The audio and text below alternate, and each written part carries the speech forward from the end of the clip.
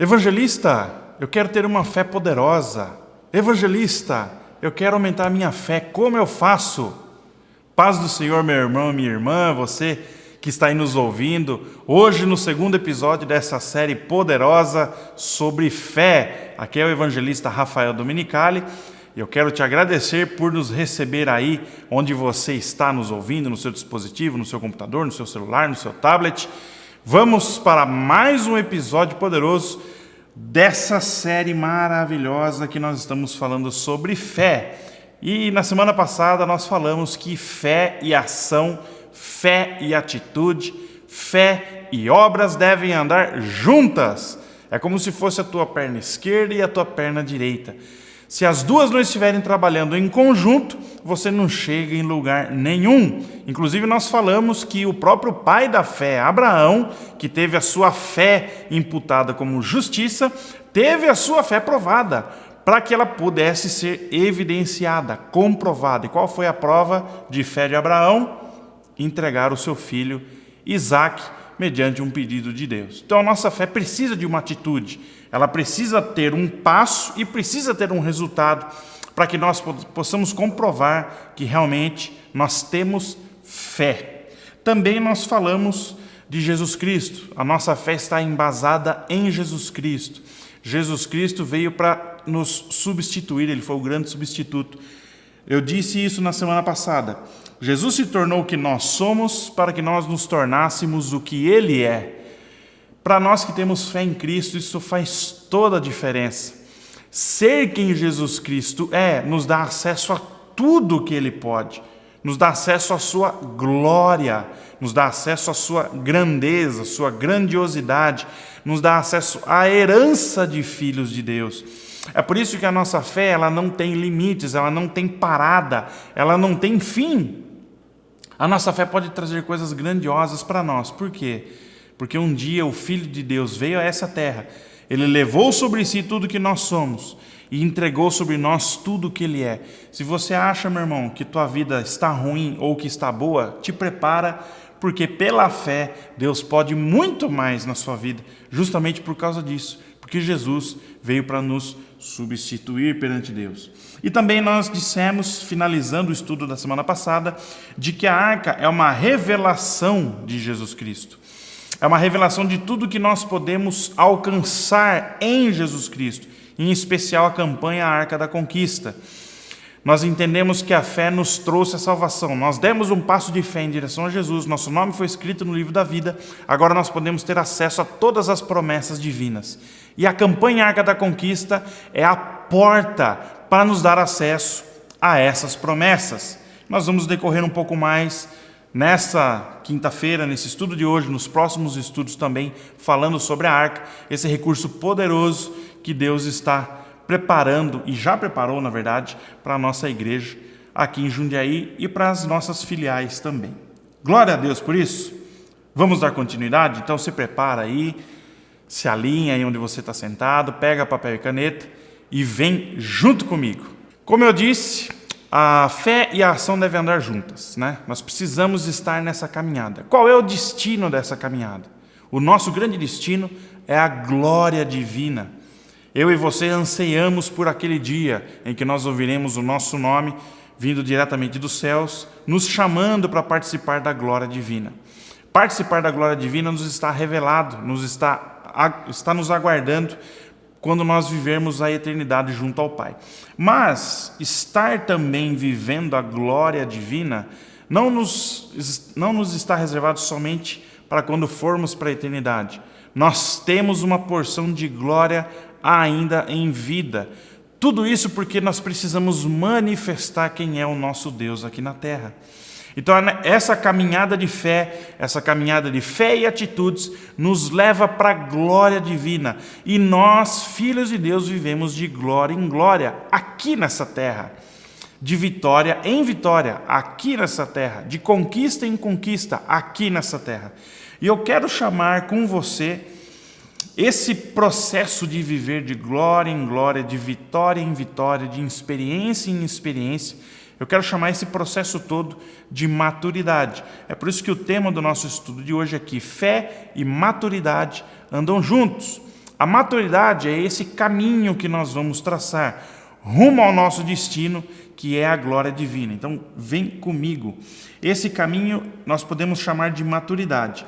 E há um texto na Bíblia que exemplifica bem como que nós podemos andar nesse caminho da maturidade. Está na segunda epístola de Pedro, no capítulo 1, nos versículos de 3 a 8. Vai aparecer aí na sua tela, convido você a ler comigo.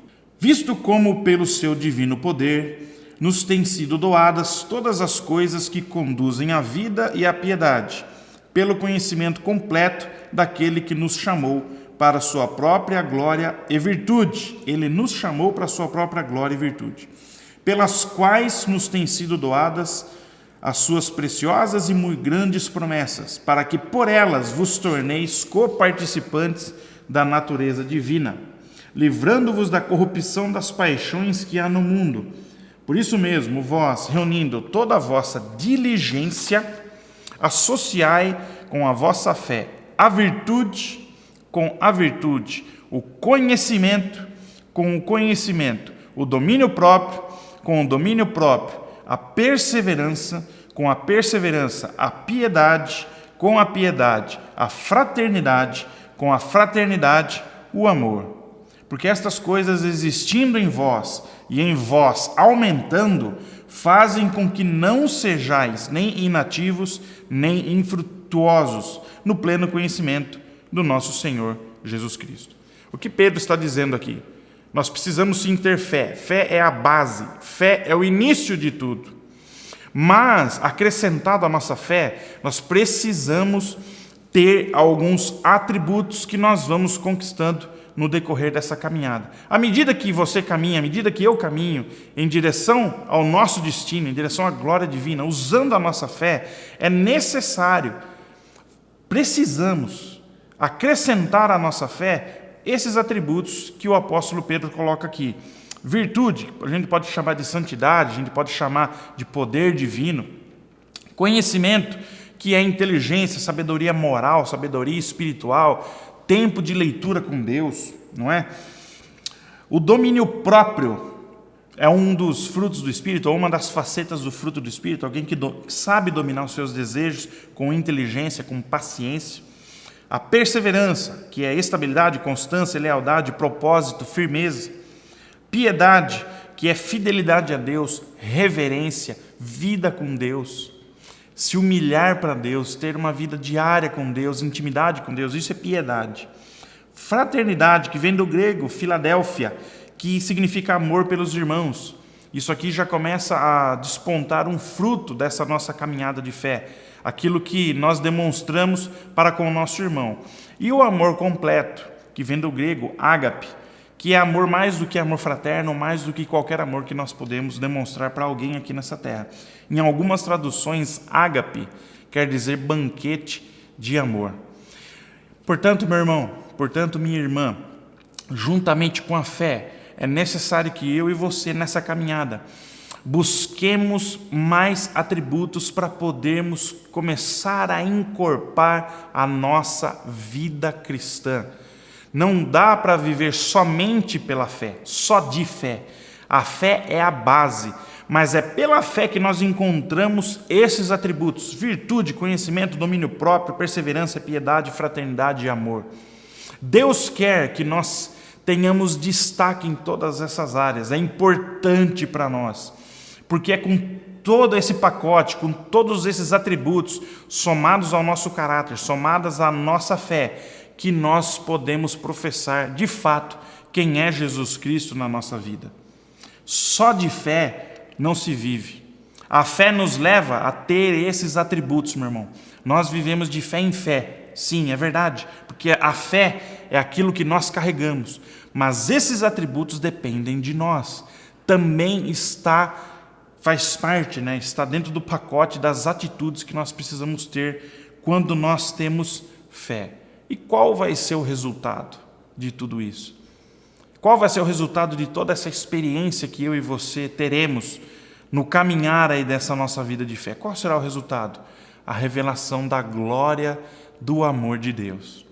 E eu tive a oportunidade, sempre que é possível, principalmente antes da pandemia. Agora, no tempo de pandemia, é mais difícil, na verdade. Acho que eu não consegui ministrar em ninguém nesse tempo de pandemia.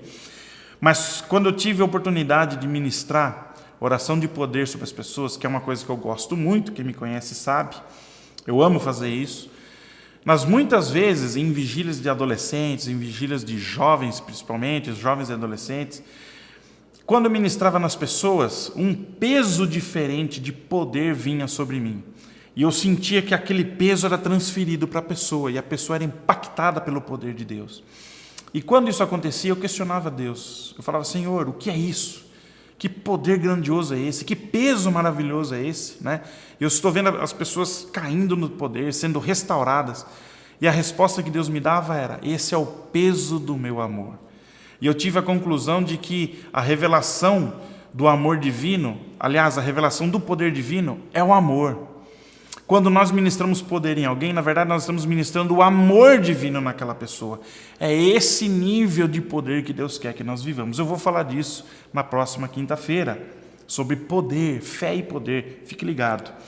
Então, o nosso destino, o nosso objetivo, o nosso alvo é ter a revelação da glória do amor divino. Então, nós podemos concluir nessa primeira parte o seguinte: a fé é o início, é o meio e é a base para um fim.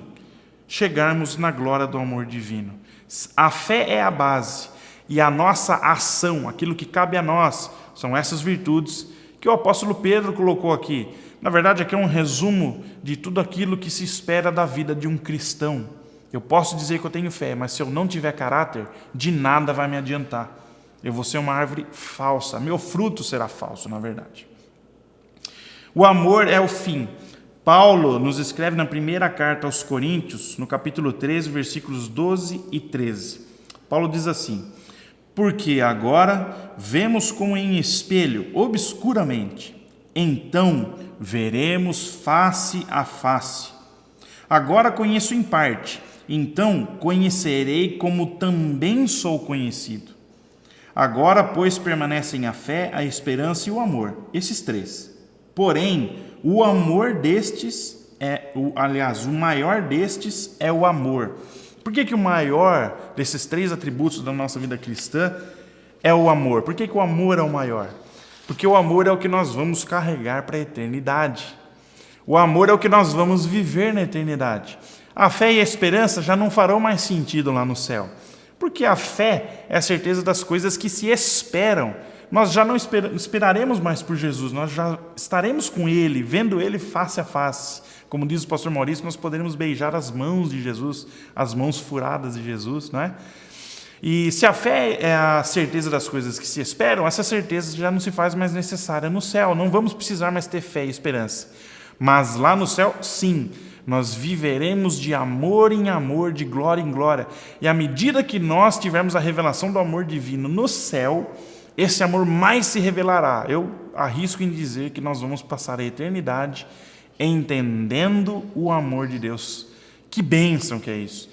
De todos esses, o maior é o amor. Então nós podemos concluir que o amor é o fim. Essa rota de maturidade que Deus propõe para quem tem fé, que é o meu caso, que é o seu caso, meu irmão e minha irmã, para fazer frutificar essa fé. O fim, o objetivo, o propósito divino com tudo isso é revelar o amor dele. Para que todas as suas palavras, para que todas as minhas palavras, para que todas as nossas atitudes revelem de uma forma poderosa, real, com autoridade, o amor divino. Esse é o fim de todas as coisas. Então, muita gente aí procura o seu propósito de vida, cada um tem o seu. Mas o grande propósito que nos move é professar o amor divino aqui nessa terra. E é bem provável que quando nós descobrirmos isso, um peso de glória virá sobre nós, um peso de poder virá sobre nós, e nós poderemos viver aquilo que a igreja primitiva viveu, ou muito mais do que aquilo. Glória a Deus por isso. Então, a fé é o início e o meio para um fim, chegarmos na glória do amor divino. A fé é o início, um meio, é a base para um fim, chegarmos na glória do amor divino, nessa terra e também no céu. Amém? Como nós vimos no estudo da semana passada, a fé sem obras, ela é morta. E eu quero exemplificar isso usando um texto de uma fala de Jesus, que está em Mateus capítulo 17, versículos 19 e 20.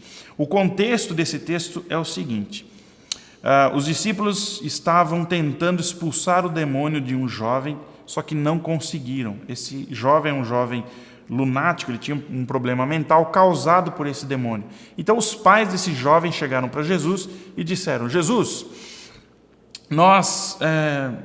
os seus discípulos tentaram expulsar o demônio do meu filho, tentaram curá-lo, mas não conseguiram. E Jesus, indignado, disse: até quando estarei com vocês, geração perversa? Não é? Daí se desenrola o diálogo que eu vou ler para vocês, que está em Mateus 17, 19 e 20. Então, os discípulos, aproximando-se de Jesus, perguntaram em particular: por que motivo não pudemos nós expulsá-lo? E ele lhes respondeu: por causa da pequenez da vossa fé. Grave isso, irmão. Por causa da pequenez da vossa fé. Pois em verdade vos digo que se tiverdes fé como um grão de mostarda, direis a este monte: passa daqui para acolá, e ele passará. Nada vos será impossível. Nada nos será impossível. Mas, veja só, o que Jesus está dizendo aqui? Se tivermos fé como um grão de mostarda. Jesus não está falando de fé do tamanho de um grão de mostarda. Por que é importante fazer essa diferenciação? Porque Jesus não está exaltando a pequena fé daqueles discípulos. Pelo contrário, Jesus está repreendendo a pequenez da fé daqueles discípulos. O que eu entendo aqui, o que nós podemos entender? Que Jesus não está interessado numa fé pequena. Jesus não está interessado numa fé do tamanho de um grão de mostarda. Mas ele diz: se vocês tiverem fé como um grão de mostarda, nada lhes será impossível. Meu Deus, o que Jesus quer dizer com isso? Ele explica o que ele quer dizer com isso em Mateus capítulo 13, a partir do versículo 31, e eu vou ler isso para você, vai aparecer na tua tela também. Mateus 13, 31, a partir da parte B do versículo 31, Jesus diz o seguinte, na parábola do grão de mostarda: o reino dos céus é semelhante a um grão de mostarda, que um homem, pegando dele, semeou no seu campo, o qual é realmente a menor de todas as sementes, mas, crescendo, é a maior das plantas, e faz-se uma árvore, de sorte que vêm as aves do céu e se aninham nos seus ramos. Porque Jesus, aqui do capítulo 17, citou a questão da semente do grão de mostarda? Porque lá no capítulo 13, num diálogo anterior, ele já tinha demonstrado a expectativa dele com relação à fé. Ora, ele deu o exemplo da fé do tamanho de um grão de mostarda, ou ele deu o exemplo do tamanho do grão de mostarda. O grão de mostarda vai aparecer aí na sua tela agora. Dá uma olhada nessa imagem. Veja que é uma semente realmente muito pequena. Você pode comparar aí com o tamanho do dedo desse homem que está segurando ela aí. Agora, voltando aqui para mim. É uma semente pequena, uma semente minúscula. Mas, o que Jesus quer dizer na parábola do grão de mostarda, em Mateus 13? Que se nós pegarmos essa pequena semente e tivermos atitude, uma atitude de fé, se nós tivermos a maturidade de plantarmos essa semente num solo fértil, ela vai crescer e vai se tornar numa grande árvore. E dá uma olhada nessa segunda imagem aí que vai aparecer para você. Tá vendo? Essa árvore aí é um pé de mostarda, meu irmão. Dá uma olhada no tamanho dessa árvore. Dá uma olhada no tamanho dessa árvore. Ela surgiu daquela minúscula sementinha. Uma sementinha daquele tamanho se tornou numa árvore desse tamanho. Aqui Jesus fala que é a menor de todas as sementes. Mas Jesus usa o contexto ali do povo de Israel, ali do Oriente Médio. Existem sementes menores do que essa. Mas para aquele local, a semente mais popular, a menor semente popular, vamos dizer assim, é a semente de mostarda. E como Jesus é muito didático, ele usou esse exemplo do grão de mostarda. Mas aonde nós queremos chegar com tudo isso? Não é a fé do tamanho de um grão de mostarda que vai fazer eu e você viver o impossível. Não. Mas, se eu e você reconhecermos que nós temos uma fé do tamanho de um grão de mostarda. Se nós pegarmos esse grão de mostarda, se nós pegarmos essa pequena fé e depositarmos isso no solo correto, e mediante a nossa ação de fé, a nossa maturidade, a nossa piedade, ao nosso relacionamento com Deus, ao poder divino sobre nós, nós regarmos, nós cuidarmos dessa semente, essa semente vai brotar. E vai nascer dessa semente uma grande árvore. Dessa grande árvore, as aves virão fazer ninhos nela. Os viajantes usarão ela como sombra e refresco para um dia quente. A obra divina começará a ser consumada na nossa vida. Então, semente de mostarda parada na mão da gente não serve para nada. Fé pequena ou fé grande, não importa, parada na mão da gente não serve para nada. Nós precisamos sim plantar. O que interessa para Jesus não é a semente de mostarda, não. O que interessa para Jesus é a sua plantação de mostarda, a minha plantação de mostarda, porque muita gente será beneficiada com isso. Quanto mais gente de fé, com fé poderosa, com fé madura existir, para o reino de Deus é o que interessa, é o que importa. Olha só o que o pastor Jorge escreve no seu livro O Alcance da Fé, esse livro aqui, que é muito bom, fala sobre fé. O que o pastor Jorge fala nesse livro, O Alcance da Fé? No capítulo 6, na página 34, o título desse capítulo é Fé é estender a mão. Olha só o que o nosso pastor diz. Você deve estender a mão quando tem a devida fé. Você vai para o próprio céu quando estender a mão para o Senhor Jesus Cristo, pedindo a sua misericórdia. Pastor Jorge, aqui nesse livro, fala que fé é estender a mão. Fé não é ficar com a mão parada. Fé não é ficar com a semente de mostarda parada na nossa mão. Não! Você tem uma fé pequena, lance essa fé no terreno correto. O grande exemplo de tudo isso é o que você fez, você que me ouve aí, que já tem seu nome no livro da vida, você que já é batizado, que tem Jesus como Salvador. Você já fez esse exercício um dia. Um dia alguém pregou a respeito de Jesus para você. Eu não sei quanto tempo de igreja você tem, pode ser antigo de igreja, pode ser novo. Alguém te evangelizou, seja um programa de TV, seja um evangelista de rua, seja um culto no lar que você foi, uma igreja que você visitou, a leitura da palavra de Deus. A grande questão é, quando você ouviu falar de Jesus, quando você foi evangelizado, uma semente de mostarda foi colocada na tua mão. E eu tenho certeza que em determinado momento, em determinada altura desse culto, dessa reunião, ou desse momento que você teve, uma proposta foi feita. Olha, levante sua mão, você que quer aceitar Jesus, ou faça uma oração, você que quer aceitar Jesus como Salvador. O que você fez? Você fechou seus olhos, colocou a mão no peito, levantou a mão e fez aquela oração. O que isso quer dizer?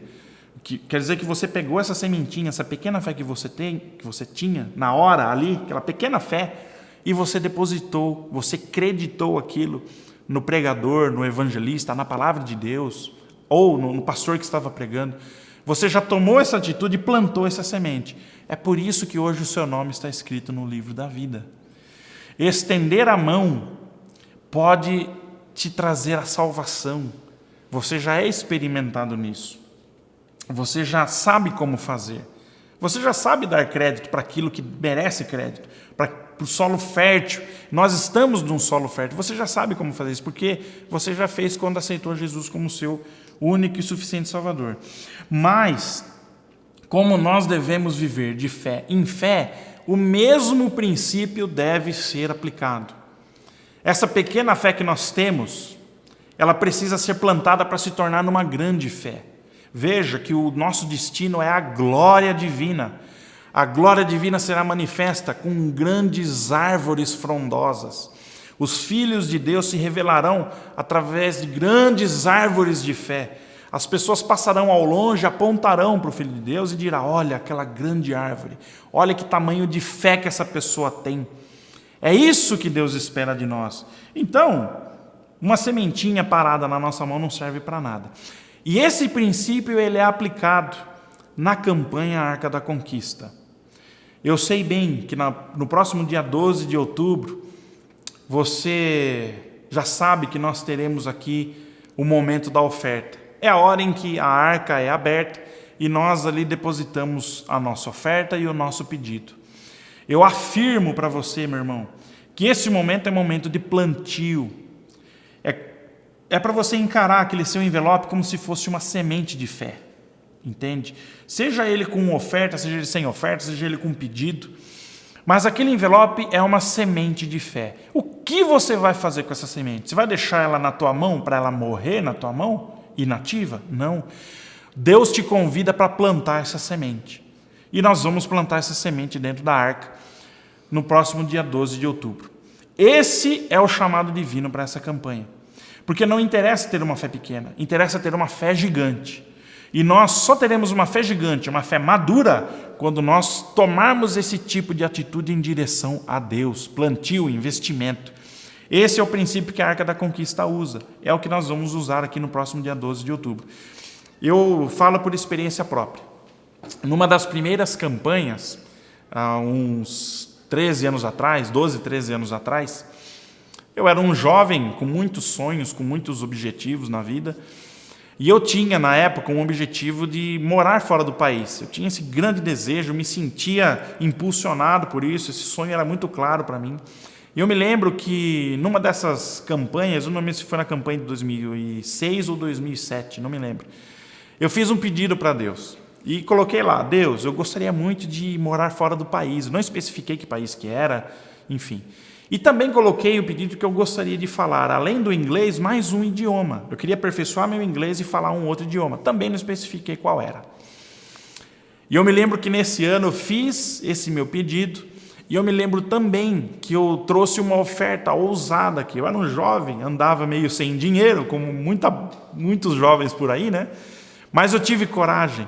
Eu lembro que eu juntei todas as minhas economias, coloquei dentro daquele envelope com o meu pedido, fechei e plantei essa semente na arca. Essa foi uma grande semente que eu plantei. Lembre-se que eu tinha pedido para morar fora do país e para falar pelo menos mais 2 idiomas, além do que eu já falo, né?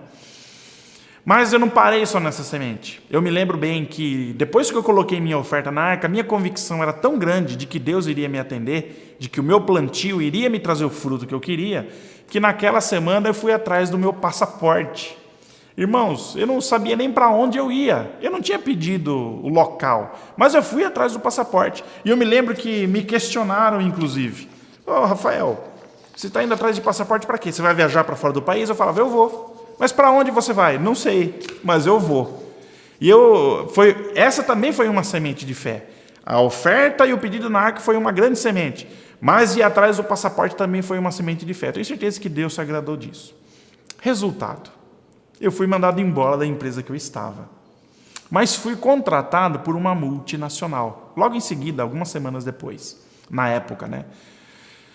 E comecei a prosperar nessa multinacional de forma milagrosa. Eu fui crescendo, fui muito abençoado. Eu era estagiário lá. Me tornei o melhor estagiário da empresa. Comecei a ser reconhecido na empresa. Comecei a ser reconhecido no Brasil. Até que veio o convite. A alta diretoria da empresa me convidou para trabalhar na Alemanha. Irmãos do céu, e eu já estava com o passaporte pronto. Ou seja, o meu plantio começou a brotar. Quando eu pus o meu pé naquele país, eu senti que minha árvore começou a aparecer. A árvore da minha fé. Mas eu tinha mais alguns pedidos. Eu gostaria de falar outros idiomas. E o que aconteceu? À medida que eu fui convivendo lá com os alemães, o meu inglês foi plenamente aperfeiçoado e eu comecei a falar alemão, por incrível que pareça. Voltei de lá, irmãos, falando inglês e falando alemão. Tudo o que eu pedi na arca naquele ano, Deus me concedeu, por causa de um plantio sábio que eu tive. Irmão e irmã, o que eu estou fazendo agora contando isso para você? Eu estou te dando uma sementinha de fé, para que você pegue essa semente e faça algo com ela, para que você plante num terreno fértil. É assim que nós fazemos para aumentar a nossa fé. Lembra que eu fiz essa pergunta no começo do episódio de hoje? Foi um gancho do episódio passado. Evangelista, como eu faço para aumentar a minha fé? Está aí. Caminhar com a fé e depositar essa fé no solo fértil. O que interessa para Jesus não é uma fé pequenina, não, pelo contrário. O que interessa para Jesus é uma fé madura, é uma árvore vistosa, porque é pela árvore vistosa que nós seremos conhecidos como filhos de Deus. Amém, meus irmãos? Como eu faço para aumentar a minha fé? Eu aumento a minha fé investindo no reino de Deus, caminhando de fé em fé, assim como fez Davi. Davi matou um leão, Davi matou um urso. Quando ele foi enfrentar Golias, ele já estava maduro no assunto de matar bicho grande, não é verdade? Ele já estava maduro no assunto de matar leão, ele já estava maduro no assunto de matar urso. O gigante foi só mais um desafio para ele. O que Davi fez? Lançou essa semente de fé, ele tinha convicção de que ele ia conseguir derrubar aquele gigante. E o que aconteceu? Derrubou. Isso está reservado para mim e para você. Então, meu querido, o que eu quero dizer para você é o seguinte: à medida que você reconhece que tem fé, não importa o tamanho dela, não importa, não é isso que interessa, mas à medida que você tem fé, eu quero fazer uma analogia com o texto de 2 Pedro que eu li para vocês. Com a semente de fé em mãos, regada com a água da virtude, ou da santidade, ou do poder divino, plantada no solo do conhecimento de Deus, fertilizada com paciência no domínio próprio, brotará com a força da nossa perseverança e crescerá com o zelo da nossa piedade. No tempo certo, o fruto da sua fé virá, e com amor fraternal você convidará a muitos para que juntos, debaixo da sua árvore de fé, possam desfrutar do banquete do amor divino, do banquete do ágape. Esse é o convite divino para mim e para você.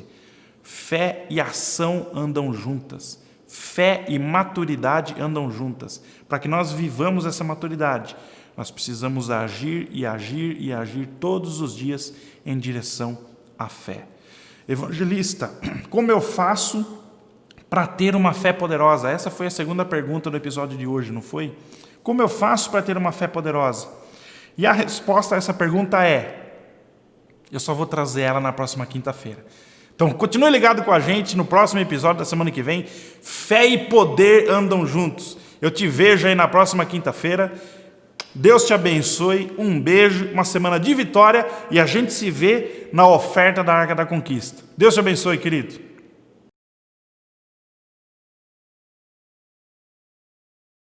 E não se esqueça, assista o primeiro episódio, o link vai aparecer aqui nesse quadrinho aqui do meu lado. Curta esse vídeo, compartilhe com o seu amigo, compartilhe com o teu irmão, compartilhe com a tua irmã, com o teu filho, com o teu pai.